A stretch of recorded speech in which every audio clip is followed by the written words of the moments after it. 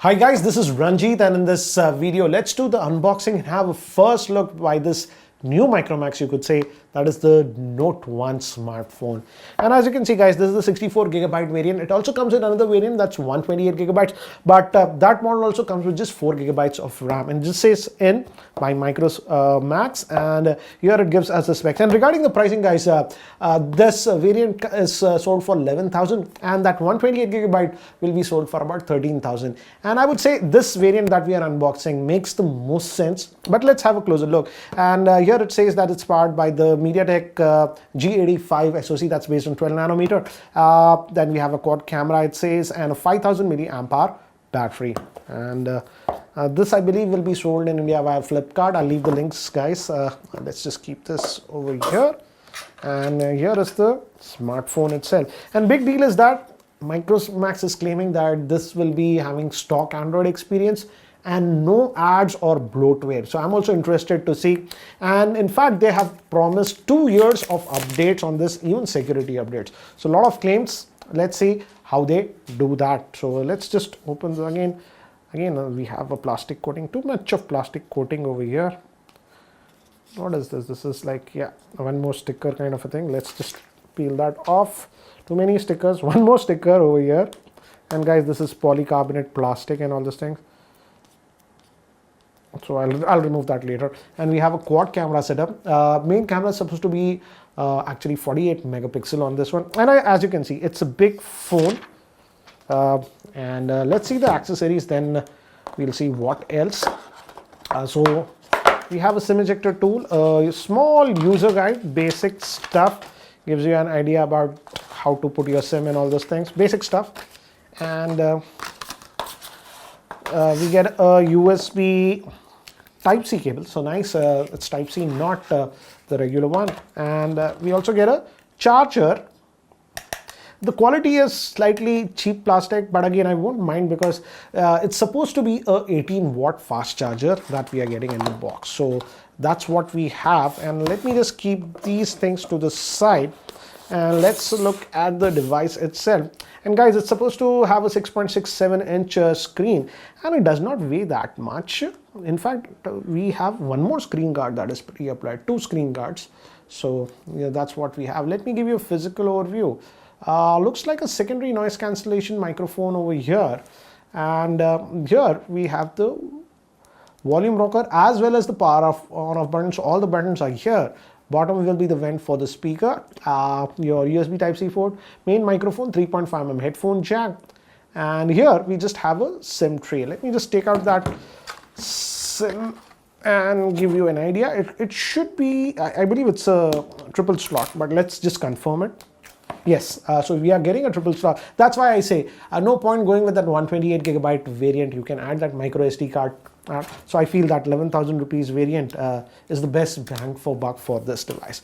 So we have a physical fingerprint scanner here, and the quad camera setup. It's a 48, then 5 megapixel is ultra wide. Then we have 2 megapixel for macro and depth. The front is supposed to be 16, and let's just power it on. And guys, by the time it actually boots up and I set it up, here is a configuration overview. This Micromax Note 1 is having a 6.67-inch Full HD Plus IPS LCD screen. It's powered by the MediaTek Helio G85 octa-core chipset. It comes with 4GB of RAM, and storage will be 64 or 128. It has a quad rear camera setup. 48 megapixel with f1.8 is the main lens. Then we have a 5 megapixel that's ultra wide, 2 megapixel macro, and 2 megapixel depth. Front facing is a 16 megapixel, and it's supposed to have a 5000 mAh battery with 18-watt fast charging. So guys, I had set up the smartphone, and as you can see, this is the next day, and I have also taken a lot of camera samples with this one. I'm going to share that with you. So let's go over the overview of this one. And they say it's stock Android, but it's not technically stock Android. Yes, it's a very clean interface, as you can see, but as you can see, the icons are a little bit different. Stock Android does not have this sort of icons, but I like the fact that no bloatware or anything was pre-installed, so no adware that I found or any unnecessary apps that I found. So very clean. I am very happy that they are doing it like this, so that's nice. And underneath also, apart from this icon, if you look at it, mostly the layout is closer to what you'll get on the stock. You do have the user guide itself over here, so slight modifications what they have done, but overall it's clean UI, no ads or any bloatware that we have found. Generally, that's the issue with most of these budget-oriented or mid-range Android phones. For example, Xiaomi, Redmi, you know that MIUI, that ad UI filled with ads and stuff. So that is a pleasant surprise, I would say. Very clean that we are finding. Right now it's on Android 10. It should get the Android 11 update, and they say that this will also get security updates, but there is no clarity about the frequency. When we will get those security updates. Is it once in 2 months or once in 3 months? So we need that clarity a little bit. But again, if you look at the screen, guys, it's a good quality screen considering the price point. And coming to the screen, it's a 1080p screen that we are getting. And I would say the screen quality is overall good on this smartphone. But again, they did have to cut some cost. So in terms of the maximum brightness, it's more than adequate in indoor lighting situations. I did not have a problem. Right now, as you can see, we are in this low brightness and it's perfectly fine indoors. But when I was testing it outdoors, even at maximum brightness, the screen is simply not that bright. But again, I won't complain considering the price point, but that is something you got to note. In terms of colors also, I like the color reproduction.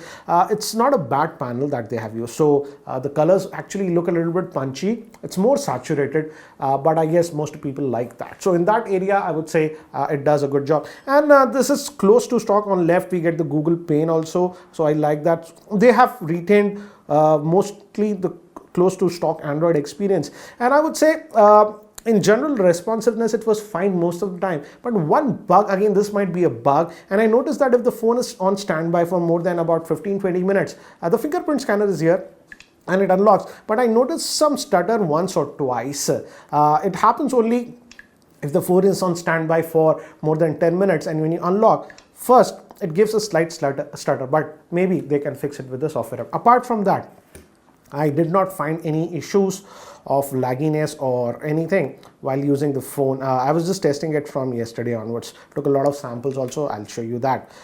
So close to stock Android that we have. Regarding the fingerprint scanner, it's over here and it's fairly responsive.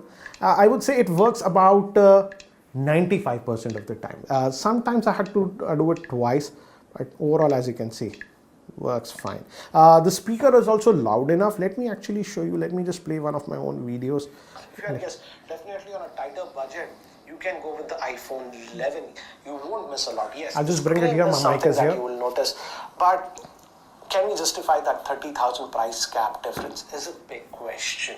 So it's obviously a speaker over here, and I won't say this is the loudest speaker that I've heard, but it is adequately loud, I would say. So again, no issues regarding that. Now also let's also talk about the camera on this one. It has that quad camera setup, the main being a 48 megapixel, and I was very skeptical about the camera initially because I thought they'll do a huge amount of cost cutting, but I'm surprised with the camera performance. So let me actually show you the samples, but before that, let's quickly have a look at the interface. It's a very basic interface. It's modified, as I've told you, it's not stock Android. There are some modifications. So here, as you have, you can use the tap to focus, and there is a bug. Sometimes, just sometimes, in this regular mode, if you take a picture, you get this and you'll assume that it has taken a picture, but sometimes I've lost the shot. It simply did not save. This happened about 10% of the time. So there is some bug, and if you click here, it goes to the wide angle mode like this, as you can see. So you have that, and you have a lot of modes. Even Pro mode is there on this one. And for the bokeh, you have to actually click this one to get to the bokeh aperture mode, and you can adjust how much background blur you want via playing around with this one. And yes, it takes a little bit of time in this mode, but rest of the modes were fast. And front facing also, we have that background blur. This is the front facing camera, and in fact the front facing camera did perform much better than I expected. And here also you click this portrait mode and you get that portrait effect. Let me actually now show you the sample shots that I've taken with this smartphone. So these are the samples taken with the rear facing camera, and as you can see, outdoor shots actually come out really good. As you can see, this is very colorful, and this was taken in my office regular shot, and this was that wide angle lens. Let me actually show you some outdoor shots, and as you can see, in outdoor conditions, the pictures actually come out to be really cool, and even I would say the color is mostly accurate. This was a regular shot, and this was that wide angle shot. Another example, regular shot, and this was that ultra wide angle. Now moving to shots taken in the evening, here also as you can see it did a very good job, but again the sky is a lot more bluer for some reason, but nevertheless considering the price I won't complain. These were taken in semi-indoor conditions, and here I was impressed considering the low light situation it did a good job, but background blur in the bokeh mode is not that good. This was a regular shot, it came out actually really good. Another regular shot as you can see. Again in my office this was the regular shot, and that ultra wide, yes, in indoor it is a little bit soft. Now moving to front facing camera, here we had yellow lights, and here we had white lights. I would say default mode it does a great job with the front facing camera, but when we enable that bokeh mode, just notice the blurring around my hair, it's an issue. So the background blur is not that great with the front facing camera. So guys, that's it for now for the unboxing and first look at this new Micromax Note 1 smartphone. What do you guys feel about this one? I was very skeptical about this smartphone before I got it in my hand,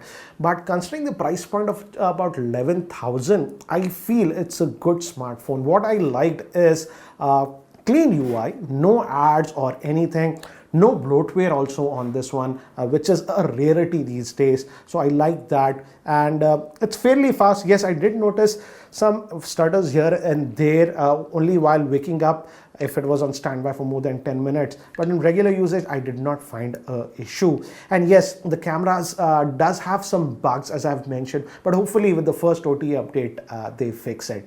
And if Micromax can keep its promise, they are promising 2 years of updates on this one, and they said that they will not add ads or bloatware on this, then this can be a very good smartphone. But again, we don't know the frequency of updates, how quickly they will give updates, and I hope in the race of just giving updates they don't add bugs, and some of the bugs that I've noticed they fix it with the OT update. If they can do that, then I think Micromax has a serious chance to come back in this market, because I know many of you are now fed up with many of the mid-range smartphones that are filled with ads. So I hope this is a fresh change, and I just hope Micromax keeps the promises what they have given. But what do you guys think about this new smartphone by Micromax? Do let me know in the comment section below. Anyways guys, that's it for now. Thanks for watching. This is Ranjit, and I hope to see you in my next video. And guys, if you're not subscribed, hit that subscribe button. Anyways guys,